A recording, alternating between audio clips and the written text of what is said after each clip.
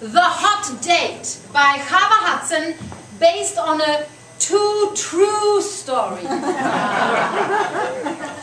Nicole is typing on her computer. What is love, anyway? In my case, it's a synonym for bad judgment. Zagas. Men. By Nicole Singer. If you're single and looking, there's a lot you want to learn about a man when you meet him, but this takes time. So I suggest a rating system. Like Zagat's, I've never said that word, is that how you pronounce it? Yeah. Like Zagat's, which can help us find the best places to dine, my rating system will help middle-aged women in their quest to find a suitable single man. Let's start at the top with the 4-star man. He's arrived at middle age no longer whining about his divorce. In fact, he takes responsibility for his part. Through prior training, he knows that if I cook, he cleans up. When to arrive with flowers and even better when to make reservations. He loves Bach and can nail a New York Times crossword. He has a generous and open heart, and the only thing he would ever hit is a golf ball. He is trustworthy with a wry sense of humor. Like Atticus Finch. You know, To Kill a Mockingbird? Yes. Only my Atticus can dance. The 3-star man is similar to the 4-star, but he is subject to lapses of belching. The 2-star man has not found himself yet. He is 50 years old, goes to strip clubs, and seeks the lucky young woman who can rear his children while he watches wrestling. It's easy to spot the 1-star man. At 45, he lives with his mother and has an internet porn addiction. How do we determine a man's rating? It can be confusing. That dapper 52-year-old guy, which one of it is here? Who among you is this?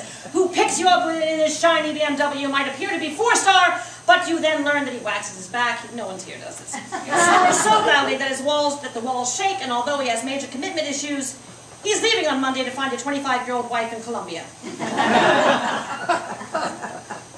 Or he's about to go bankrupt.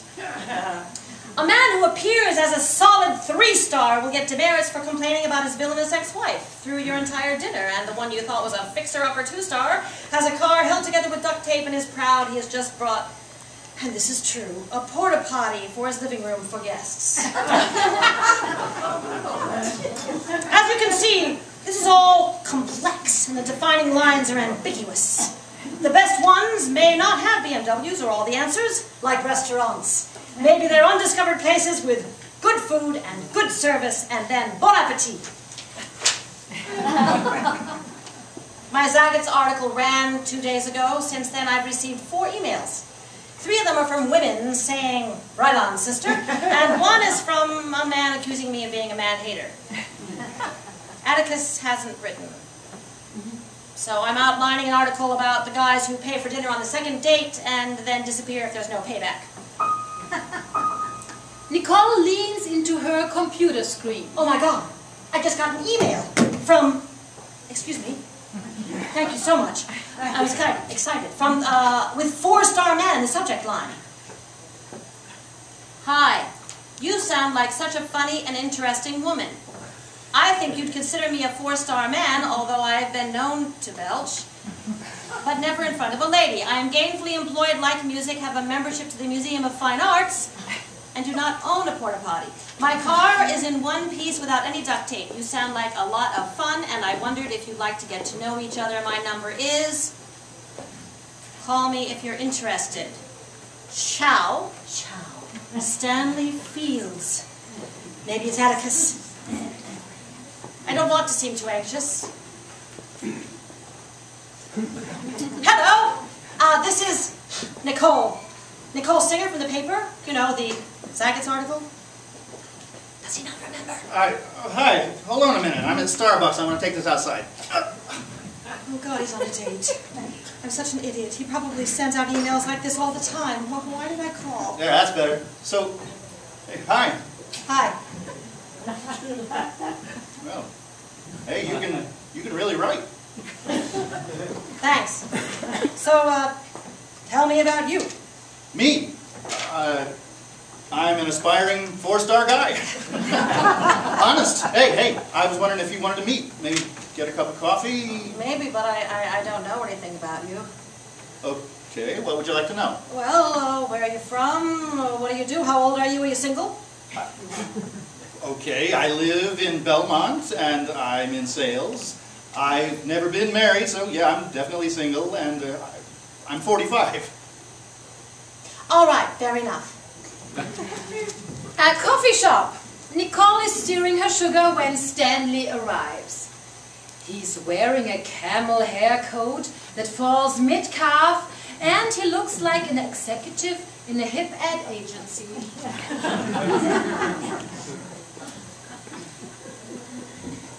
Oh, hi. Hold on a minute.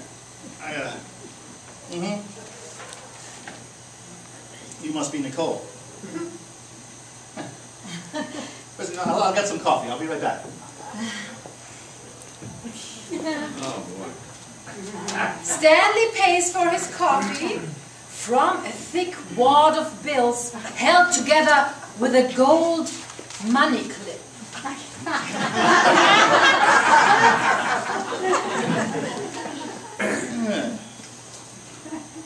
So, here we are.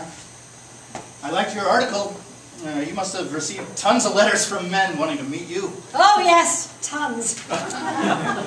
Do you write? No, not much. Mostly checks. Yeah, but I appreciate good writing. Oh, great. Who do you like? Oh, anything by Stephen King.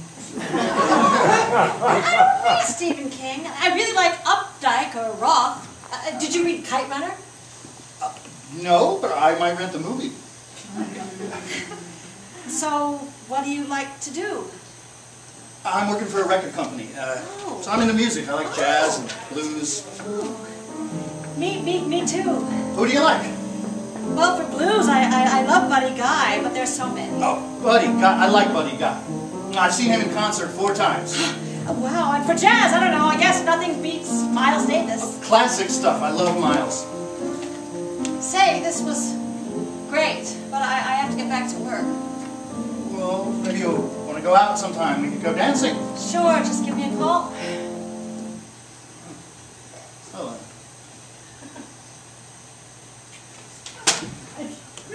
It's fun. Let's do it again. Okay, he's not Atticus. But what if Atticus never shows up? Maybe I'm just wasting my time seeking a kind, intelligent, and loving character who doesn't exist off the page. Stanley seems nice. In fact, he's a little dreamy. And he can dance. Maybe he has some deeper Atticus qualities. I need to know more. A restaurant, candles. Nicole is dressed in a red sheath and heels. Oh, I love Indian food. So, tell me about yourself. Did you grow up in Belmont? Oh, no, I'm from Swampscott. I'm from Swampscott. I used to have a music store in Marblehead. But after it closed, I left and did a lot of different things. You know, I have a good friend in Swampscott. Do you know Jennifer Horn? Actually, when I lived there, I had a different name. You changed your name? Yeah, Fields is my mom's maiden name, and I decided that's the name I wanted, and then my old first name wasn't so great, so I changed that too.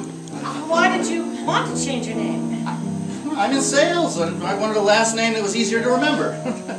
Kazmanovsky was too hard. So, what was your first name before you changed it? Richard Kazmanovsky. And you changed it to Stanley? Richard's a nice name. Not when everybody calls you dickhead.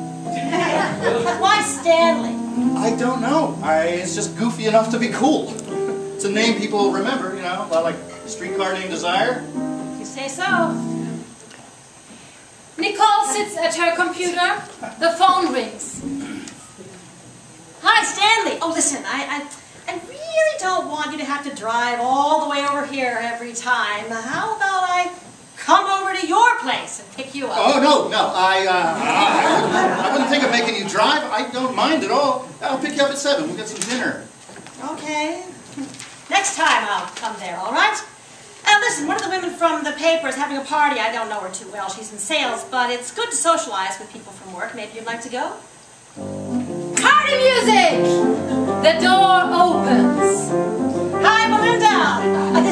my friend Stanley.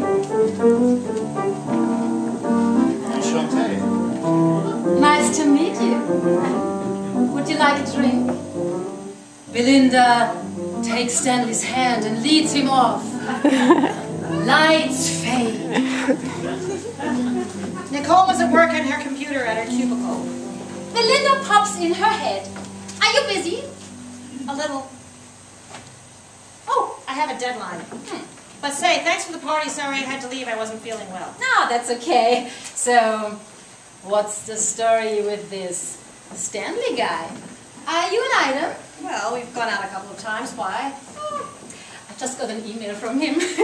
He got my address from the paper. And he wrote that he thought I was a really interesting woman. Really? And he thinks I look like a lot of fun. Yes. And he would like to get to know me. He wants to know if I want to have coffee. I have to say that I'm tempted. I mean, I wouldn't go if you're like dating him, you know. But he lives in Waltham, right near my folks, and so I thought if you don't mind, I would go. Waltham, you must be mistaken. Stanley lives in Belmont. No, definitely Waltham. He gave me his address. Anyway, what do you think? I think you can do anything you like, Belinda. Ah, thanks so much. Belinda gives Nicole a hug. Nicole dials. Hello? Hey, Stanley! Why didn't you tell me you lived in Belmont if you live in Waltham? Oh, that. I'm thinking of moving there, so I thought it would be easier to say that. Why would you lie? Do you know how I found out you live in Waltham? Belinda told me. Have a nice life, Stanley. Nicole dials again. Hello. Hello? Hi, Jen, it's Nicole. I know it's been ages, but I have a quick question for you. Do you remember a guy from high school named Richard Kazmanovsky? I think he was in your class. Oh yeah, I remember him. Good-looking guy. Yeah, he used to own a record store, but then he did some time for when he burned it down, you know. Why do you want to know? Oh, no reason. I'm just working on a story. Let's get together sometime soon, okay? Okay. This is an entirely new category. And you know what else? I'm not going to tell Belinda. Fini!